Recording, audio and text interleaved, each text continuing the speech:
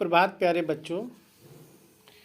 आज कक्षा 10 हिंदी की क्लास में हम गद्य के विकास से संबंधित कुछ महत्वपूर्ण प्रश्न पढ़ेंगे जो आपके बोर्ड की परीक्षा के लिए अत्यंत महत्वपूर्ण है।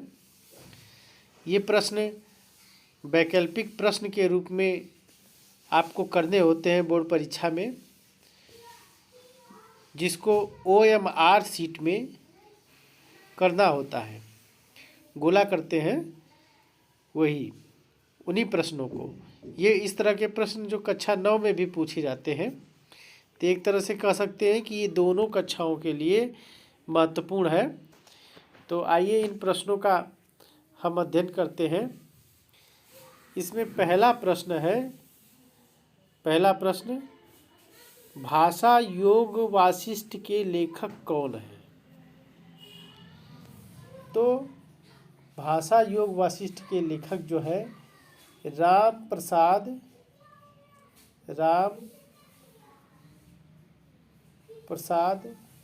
निरंजनी है।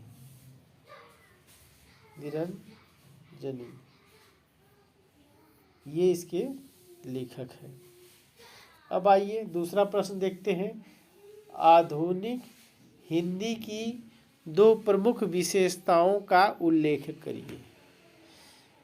तो आधुनिक काल की हिंदी की दो विशेषताएं तो बहुत रही हैं, लेकिन आपके लिए महत्वपूर्ण दो विशेषताएं। एक तो खड़ी बोली का प्रयोग। आधुनिक हिंदी में खड़ी बोली का प्रयोग होने लगा, ये नंबर एक विशेषता है। नंबर दूसरी, देश प्रेम की भावना उस समय के गद्य में दिखने लगी। देश प्रेम की भावना, तो ये आप दो विशेषताएं लिख सकते हैं। अब आगे देखिए तीसरा प्रश्न, प्रगतिवादी युग की दो विशेषताएं। तो प्रगतिवाद युग की दो विशेषताएं आप में इसमें लिखेंगे। नंबर एक, यथार्थवाद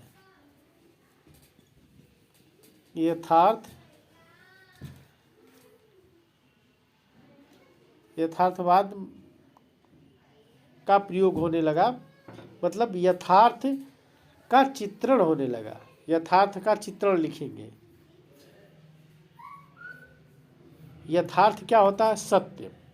मतलब समाज में जो सत्य दिखता है उसको उसी तरह हूबहू अपने जो है कहानियों में, उपन्यासों में जो दिखाई दे, मतलब प्रस्तुत करना। जैसे प्रयोगवाद की एक उपन्यास ले सकते हैं, गोदान में प्रेमचंद जो है यथार्थ का वर्णन करते हैं, सत्यता का वर्णन करते हैं। जमींदारी प्रथा में कैसे किसानों का शोषण होता है और प्रगतिवादी विचारधारा के अंदर उसका जो बालक होता है गोबर, दूसरे जाति की स्त्री से कैसे विवाह करता है। तो इस प्रकार की प्रगतिवादी चेतना उसके अंदर आती है। तो ये नंबर एक, यथार्थवाद का चित्रण।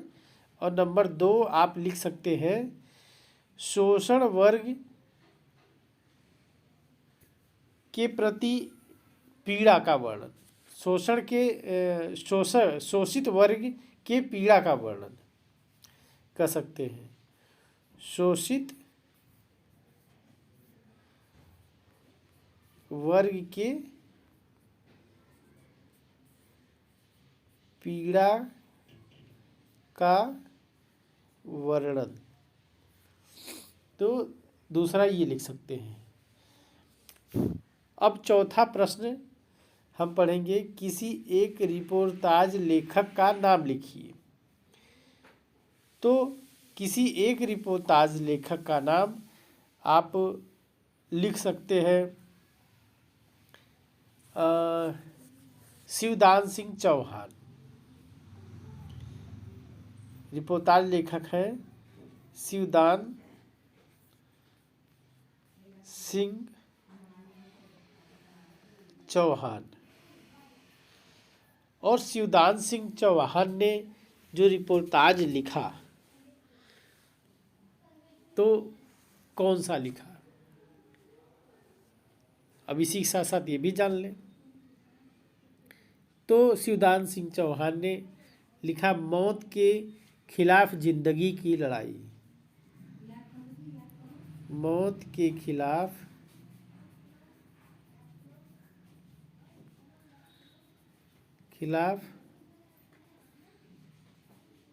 जिंदगी की लड़ाई। मौत के खिलाफ जिंदगी की लड़ाई। इसी प्रकार रांगे राघव भी हैं जिन्होंने अदम्य जीवन लिखा। तो ये सब रिपोर्टाज लेखक हैं। अब पांचवा प्रश्न देखिए, शुक्लोत्तर युग की समय सीमा क्या है। तो शुक्लोत्तर युग की समय सीमा 1938 से 1947 ईस्वी तक है। इसको आप लिखेंगे। अब छठवां प्रश्न देखिए, बाल बोधनी पत्रिका के संपादक का नाम लिखिए। बाल बोधनी पत्रिका के संपादक भारतेंदु हरिश्चंद्र हैं। इसके लेखक भारतेंदु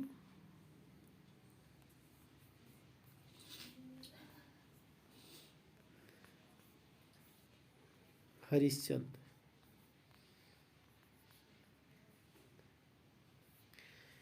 भारतेंदु हरिश्चंद्र जी हैं। अब सातवां प्रश्न देखिए, किसी एक संस्मरण लेखक का नाम लिखिए। किसी एक संस्मरण लेखक। तो संस्मरण लेखक महादेवी वर्मा भी रही हैं, तो लिख सकते हैं महादेवी वर्मा। महादेवी वर्मा ने कौन कौन सा संस्मरण लिखा, जैसे आप जान सकते हैं कि इन्होंने एक रमा लिखा संस्मरण, बिंदा लिखा, साबिया लिखा। इसी प्रकार इन्होंने अन्य और बहुत कुछ लिखा। तो ये इनके संस्मरण हैं। अब आठवां प्रश्न देखिए, शुक्लोत्तर युग के किसी एक साहित्यकार का नाम लिखिए। तो शुक्लोत्तर युग के एक साहित्यकार, बहुत से साहित्यकार हैं, आप कोई का भी नाम लिख सकते हैं। जैसे हम आपको बताते हैं कन्हैयालाल मिश्र प्रभाकर। कन्हैयालाल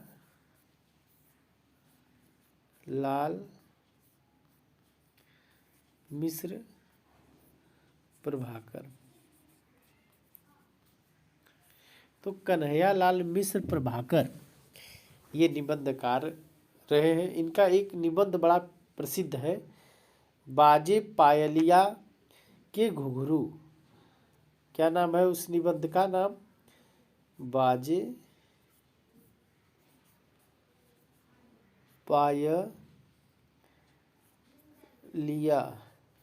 पायलिया के घुघरू।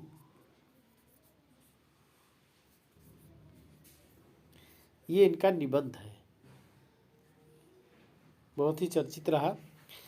अब अगला प्रश्न देखिए, दो आत्मकथा लेखकों के नाम लिखिए। तो नवा प्रश्न है, आत्मकथा लेखक जो अपने विषय में लिखते हैं। तो एक जो है बहुत ही चर्चित है, हरिवंश राय बच्चन। हरिवंश राय बच्चन। जैसे आप भली भांति जानते हैं कि ये हरिवंश राय बच्चन अमिताभ बच्चन के पिताजी थे, और इन्होंने अपनी आत्मकथा 4 भागों में लिखी है। तो अब वो 4 भागों के 4 अलग अलग नाम हैं। जान जाइए क्या कौन सी किस किस नाम से लिखा। नंबर 1 इन्होंने लिखा क्या भूलूं क्या याद रखूं,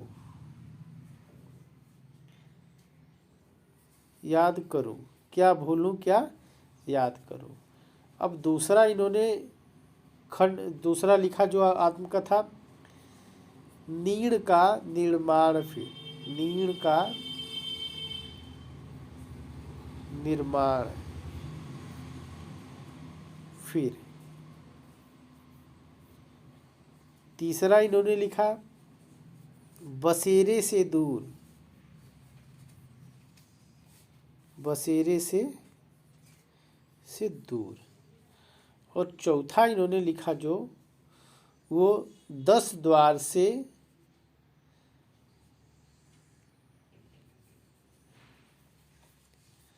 10 द्वार से सोपान तक, सोपान तक, 10 द्वार से सोपान तक। तो ये 4 इन्होंने आत्मकथा अपने लिखी। दूसरे आत्मकथा लेखक है रामविलास शर्मा। रामविलास शर्मा, रामविलास शर्मा ने लिखा अपनी आत्मकथा घर की बात, घर की बात। तो इस प्रकार ये 2 लेखक हो गए, एक हरिवंश राय बच्चन आत्मकथा लेखक और दूसरे जो है रामविलास शर्मा। अब आइए 10वां प्रश्न हम देखते हैं, गद्य और पद्य में अंतर। तो गद्य पद्य में क्या अंतर है। गद्य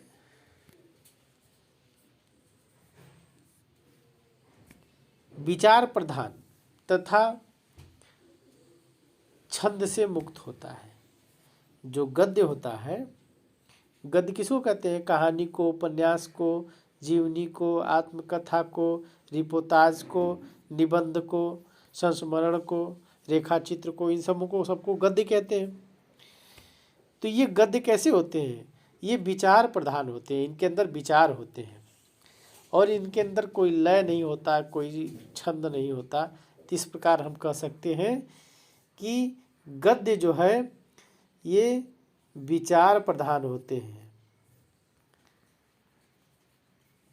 तथा लय छंद मुक्त होते हैं, मुक्त होते हैं। तो अब पद्य क्या होते हैं। पद्य माने होता है कविता, काव्य। तो ये काव्य क्या होता है, इसमें भाव होता है, लय होता है, छंद होता है। तो ये भाव प्रधान होते हैं, विचार प्रधान नहीं, भाव प्रधान होते हैं। और ये जो है लय छंद से युक्त होते हैं, लय छंद से युक्त होते हैं। तो ये दोनों 2 अंतर है। अब आगे देखिए,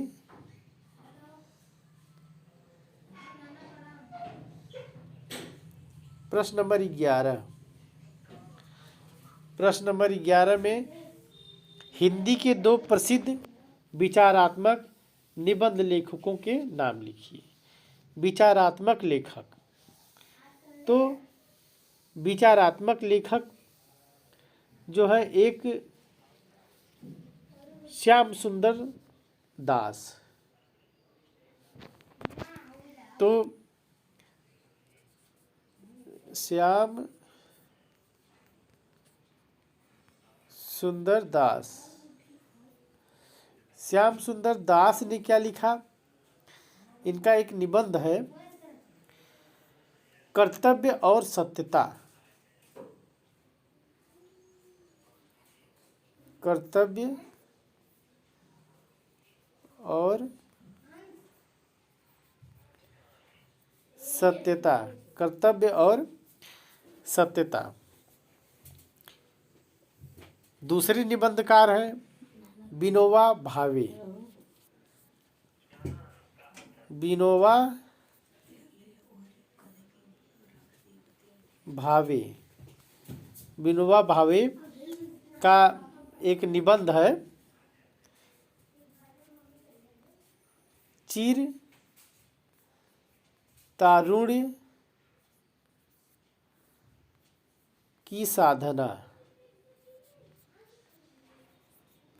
विनोबा भावे ने लिखा चिर तारुण्य की साधना। तो ये दो विचारात्मक निबंध लेखक है, एक श्याम सुंदर दास, दूसरे विनोबा भावे। श्याम सुंदर दास ने कर्तव्य और सत्यता लिखा और विनोबा भावे ने चिर तारुण्य की साधना। अब हिंदी के दो प्रसिद्ध उपन्यासकार, तो हिंदी के दो प्रसिद्ध उपन्यासकार आप बहुत फेमस हैं, जयशंकर प्रसाद। जयशंकर प्रसाद,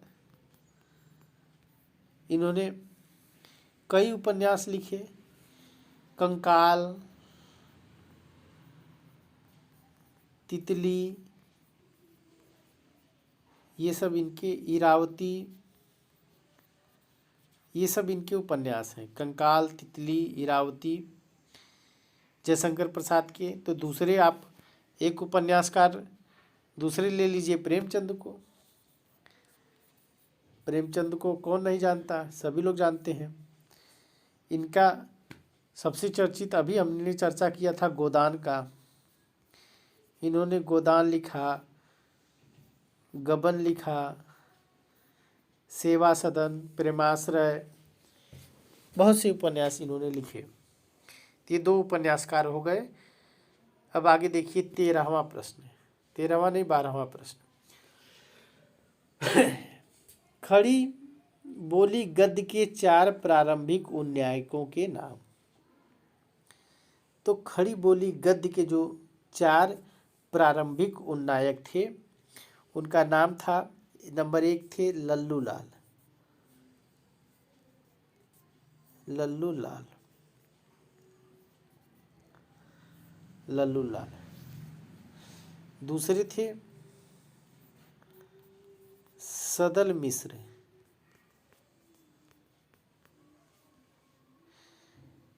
तीसरे थे मुंशी सदा सुखलाल।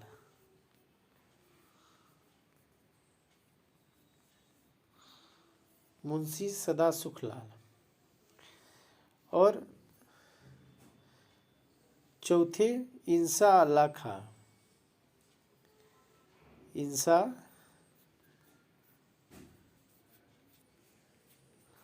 अल्लाह खां। तो ये 4 उन्नायक थे। तो ये चारों ने अपनी रचनाएं की थी। सबसे पहले गद्य में प्रारंभ की रचनाएं, गद्य में, खड़ी बोली में, इसलिए इनको प्रारंभिक 4 लेखक माने गए। लल्लू लाल ने प्रेम सागर लिखा था। लल्लू लाल ने प्रेम सागर लिखा। सदल मिश्र ने लिखा नासिकेतोपाख्यान। नासिकेतोपाख्यान। नासिकेतोपाख्यान लिखा। और सदा सुखलाल ने सुख सागर लिखा। सुख नाम है तो याद कर लीजिए, सुख से सुख सागर लिखा इन्होंने। मुंशी सदा सुखलाल ने सुख सागर लिखा। और इंसा अल्लाह खां ने जो लिखा वो सभी लोग जानते हैं, रानी केतकी की कहानी। इन्होंने लिखा।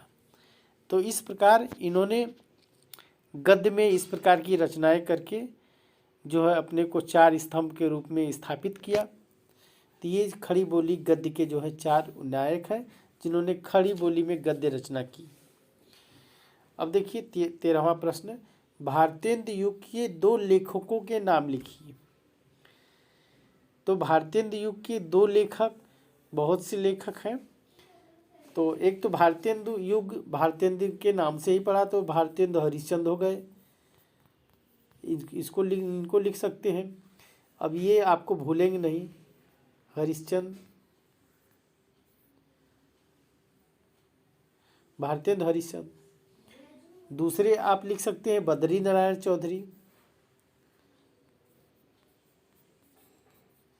बद्री नारायण चौधरी। तो ये 2 लेखक हो गए जो भारतेंदु युग के हैं।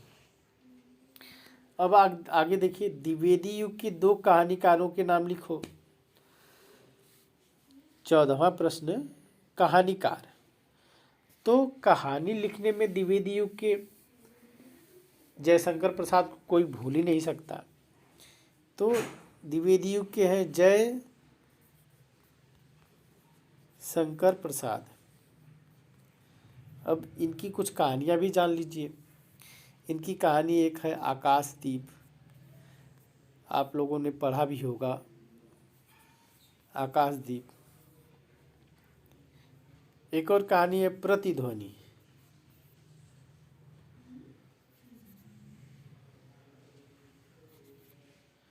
प्रतिध्वनि। तो इस प्रकार इनकी कहानियाँ हो गई। दूसरे कहानीकार आप लिख सकते हैं चंद्रधर शर्मा गुलेरी। चंद्रधर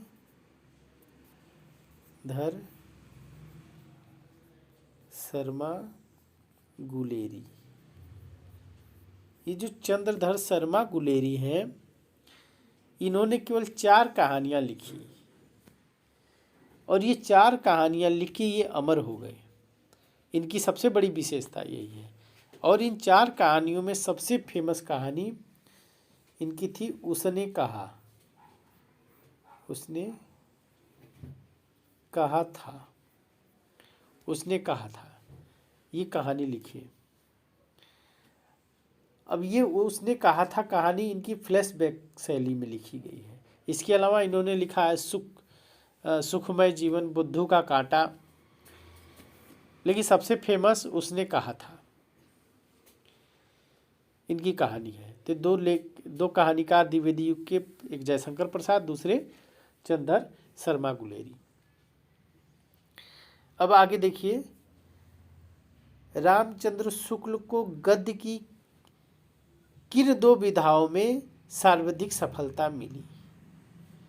आचार्य रामचंद्र शुक्ल थे, उनको किन 2 विधाओं में सबसे अधिक सफलता मिली।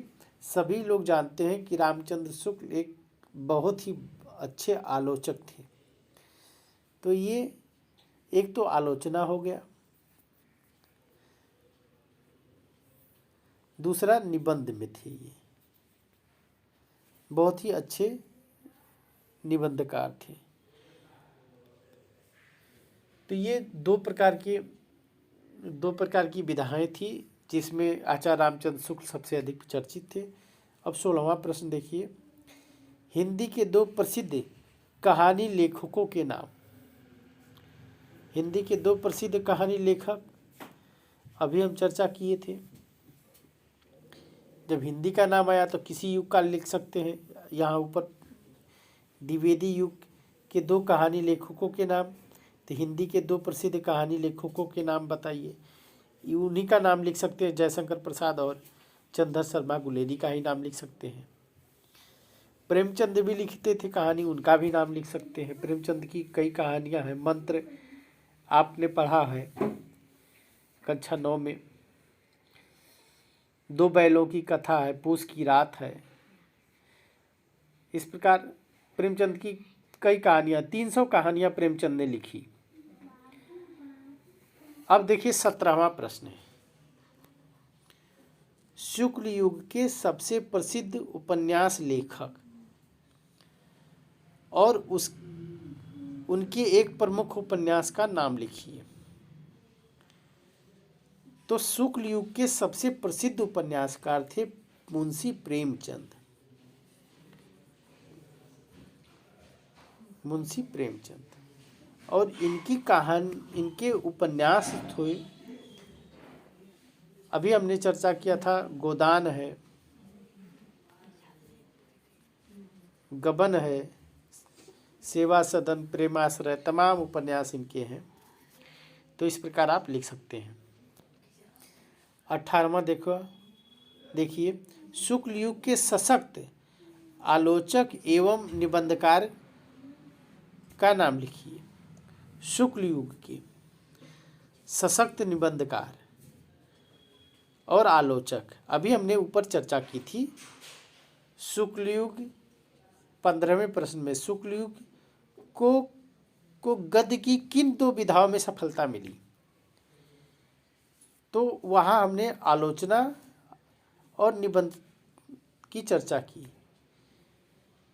तो शुक्ल युग के सशक्त आलोचक और निबंधकार आप समझ सकते हैं कौन होंगे, इसी में उत्तर है, आचार्य रामचंद्र शुक्ल। तो शुक्ल युग इन्हीं के नाम पर भी पढ़ा, आचार्य रामचंद्र शुक्ल के नाम पर ही पड़ गया, इसलिए इस युग का नाम भी शुक्ल युग रहा। तो ये हुए, इसके 18वें का उत्तर है आचार्य रामचंद्र शुक्ल। आचार्य रामचंद्र शुक्ल। अब अगला प्रश्न देखिए, 19वां। शुक्ल युग कब से कब तक माना जाता है? 19वां प्रश्न। तो शुक्ल युग 1919 से 1938 तक ईस्वी तक माना जाता है। 1900 से 1938 ईस्वी तक माना जाता है। अब देखिए 20वां प्रश्न है, शुक्ल युग को अन्य किन दो नामों से जाना जाता है? तो शुक्ल युग को अन्य किन दो नामों से जाना जाता है? तो शुक्ल युग को छायावाद युग भी कहते हैं, जो अधिकतर काव्य में कहा जाता है। शुक्ल युग को प्रसाद युग भी बोलते हैं, और इन दो नामों से भी इस युग को जाना जाता है। अब 21वां प्रश्न देखिए आप, शुक्ल युग के दो प्रमुख गद्यकारों के नाम लिखिए। शुक्ल युग के दो प्रमुख गद्यकार, अभी हमने ऊपर चर्चा की थी, प्रेमचंद का भी किया था। प्रेमचंद भी हैं, जयशंकर प्रसाद भी हैं, आचार्य रामचंद्र शुक्ल भी गद्यकार ही हैं, इन्होंने गद्य ही लिखा। तो आप प्रेमचंद को लिख सकते हैं, जयशंकर प्रसाद को भी लिख सकते हैं,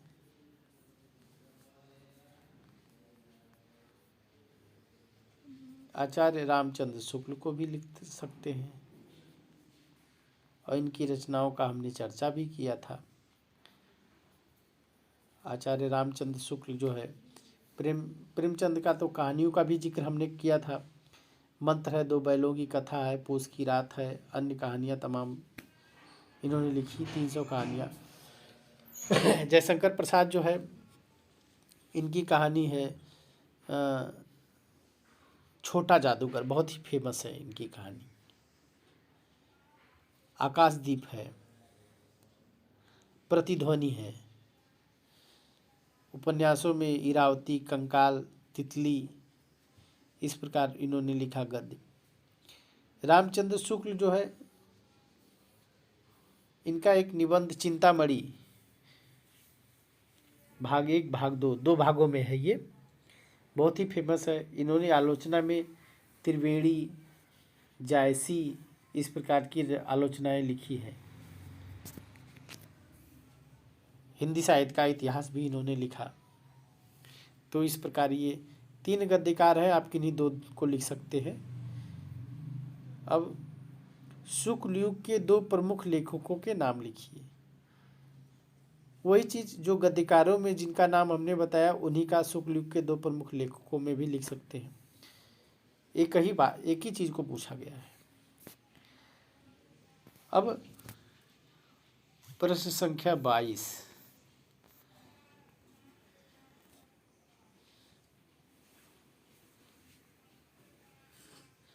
प्रश्न क्या 22 को देखिए आप। शुक्ल युग की प्रमुख विशेषताएं बताइए। शुक्ल युग छायावाद युग की कुछ विशेषताएं बताइए। तो शुक्ल युग की पहली विशेषता आप लिख सकते हैं, राष्ट्रीय चेतना। राष्ट्रीय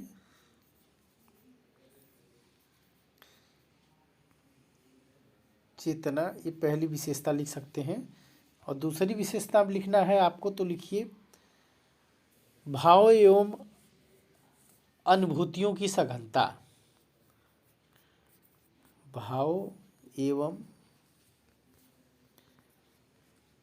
अनुभूतियों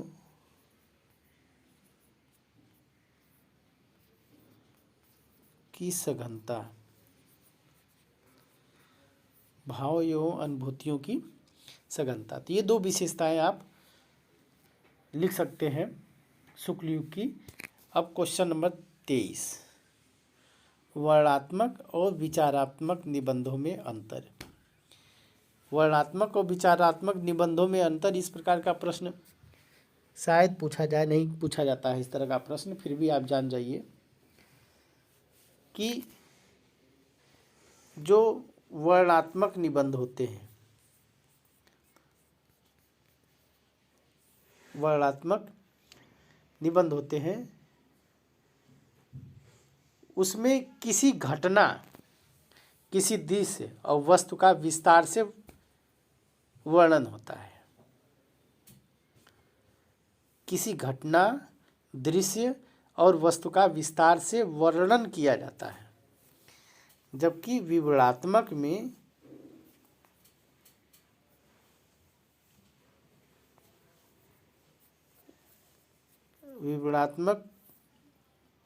ये वो है, विवरणात्मक निबंधों में ऐतिहासिक या सामाजिक, इसमें ऐतिहासिक या सामाजिक घटना होती है और उनके स्थान और दृश्यों का वर्णन किया जाता है। ऐतिहासिक और सामाजिक घटना का इसमें किया जाता है। इसमें किसी भी घटना का, दृश्य और वस्तु का वर्णन किया जाता है। तो इस प्रकार का 2 अंतर हो गया इसमें। अब अगला देखिए 24वां प्रश्न, शुक्ल युग के किन्हीं 2 ऐसे गद्य लेखकों के नाम लिखिए जो कवि न थे। अब शुक्ल युग में 2 ऐसे कौन से गद्यकार हैं जो कविता नहीं लिखते थे? तो नंबर 1 है प्रेमचंद। प्रेमचंद ने कविता नहीं लिखी है। प्रेमचंद ने कविता नहीं लिखी है। दूसरे हैं श्याम सुंदर दास। श्याम सुंदर दास, इन्होंने भी कविता नहीं लिखी है, निबंधकार थे। और प्रेमचंद तो कहानी भी लिखे, उपन्यास भी लिखे हैं। और श्याम सुंदर दास एक अध्यापक थे, तो अध्ययन अध्यापन से संबंधित ज़्यादा चीज़ें लिखी हैं इन्होंने, और उस तरह के निबंध लिखे हैं। काव्य इन्होंने नहीं लिखा। अब आगे देखिए 24 के बाद 25, ऐसे 3 गद्य लेखकों के नाम लिखिए जिन्होंने द्विवेदी युग और छायावाद युग दोनों में लेखन कार्य किया। अब देखिए, ध्यान दीजिए इसमें कि जो द्विवेदी युग और छायावाद युग में दोनों में उन्होंने लिखा है। कहने का मतलब कुछ लेखक ऐसे थे जो द्विवेदी युग के अंतिम छोर पे लिखना शुरू किए और लास्ट में जाते जाते वो छायावाद में भी उन्होंने लिखना जारी रखा। मतलब उनकी जीवन की अवधि जन्म द्विवेदी युग में हुआ और वे छायावाद युग में भी लेखन कार्य करते रहे। तो इस प्रकार दोनों युगों में उनका नाम आता है। ऐसे लेखक जैसे जयशंकर प्रसाद,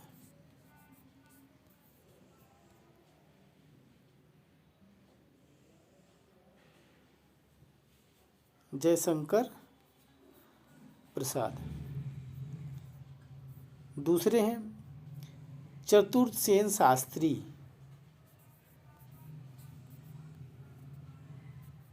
चतुर्सेन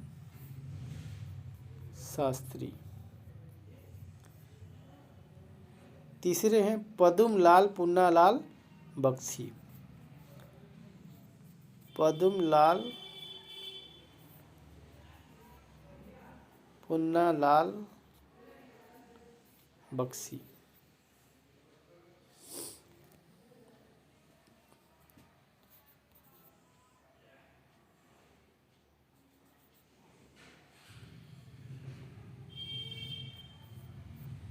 बख्शी तो पद्मलाल पुन्नालाल बख्शी, ये 3 लेखक हैं जो द्विवेदी युग और छायावाद युग में दोनों में रहे।